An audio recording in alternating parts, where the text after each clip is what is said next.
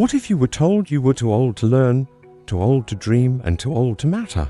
Welcome to Story Studio 91. Kimani Maruge woke up before sunrise.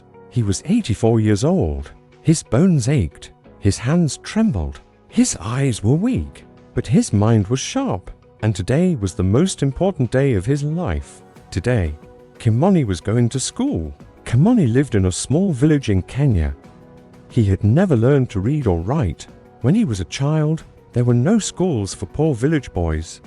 When he was a young man, the British ruled Kenya. They needed workers, not students. They needed hands to pick crops, not minds to think freely. Kimani worked in the fields his entire life. He raised children.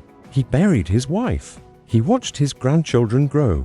He survived wars and droughts and heartbreaks. And through it all, one dream haunted him. I want to read. In 2003, the Kenyan government made an announcement: free primary education for all children. Every child deserved a chance to learn. The news spread through villages like wildfire. Parents celebrated. Children prepared their school bags. Kimani heard the announcement on a neighbor's radio. His heart jumped. Free education for all. The words repeated in his mind. Free education for all. He asked his neighbor a question. Did they say for all children, or for all people? His neighbor laughed. For children, Kimani, not for old men like you. But Kimani could not let go of the idea. That night, he barely slept. He thought about the letters he could never read, the documents he signed with a thumbprint because he could not write his name. He thought about the Bible he wanted to read, but couldn't. The next morning, Kimani put on his best clothes. He walked 6 kilometers to the local primary school. Children streamed through the gates, wearing clean uniforms and carrying new notebooks. They laughed and played. Kimani walked up to the headmistress. Her name was Jane. She was preparing for the first day of classes. She looked up and saw an elderly man standing before her. Can I help you, grandfather? Kimani straightened his back. I am here to enroll in school. Jane blinked. She thought she had misheard. Excuse me, I want to learn to read. The government said free education for all. I am part of all. Jane shook her head gently. She felt sorry for this old man. Sir, this is a primary school for children.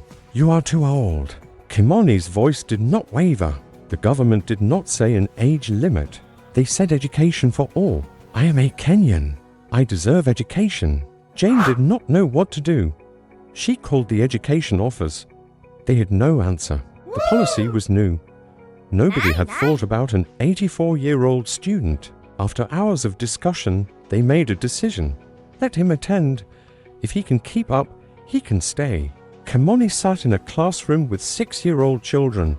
The desks were too small. His knees didn't fit underneath. The other students stared at him. Some giggled. Some whispered. Their teacher, a young woman named Grace, didn't know how to handle the situation.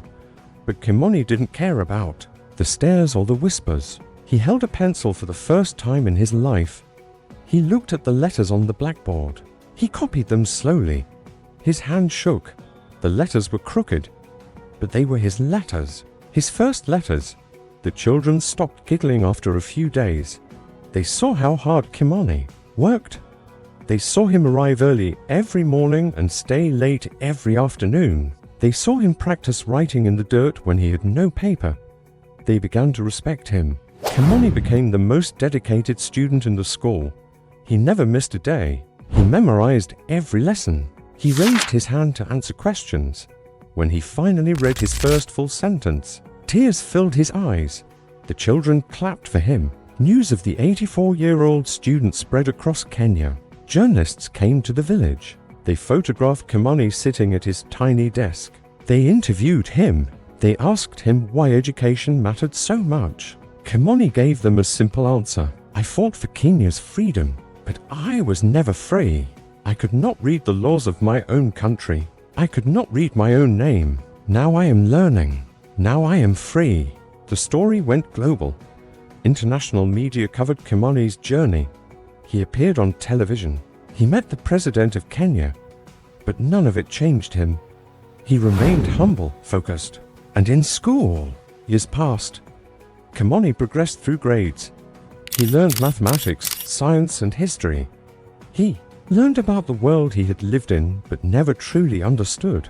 His mind absorbed everything like dry earth absorbing rain. When Kimani was 89 years old, he graduated from primary school. He wore a cap and gown.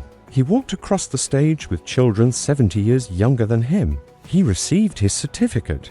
The audience stood and applauded. Many people cried.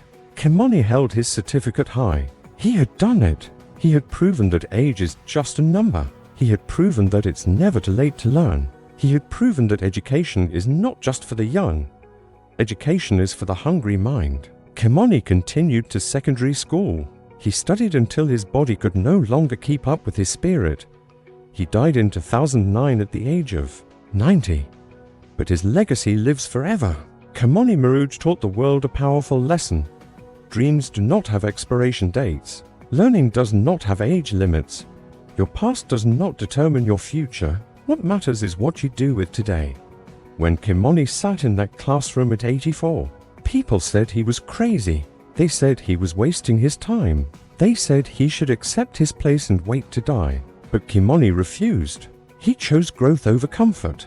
He chose hope over resignation. He chose life over mere existence. You are never too old to start. You are never too late to try. You are never too broken to heal. The only thing stopping you is the belief that you cannot. Kimani proved that belief is a lie. The oldest student taught the youngest lesson. Keep learning. Keep growing. Keep living. If this story touched your heart, please subscribe to Story Studio 91 and share this wisdom with someone who needs it today.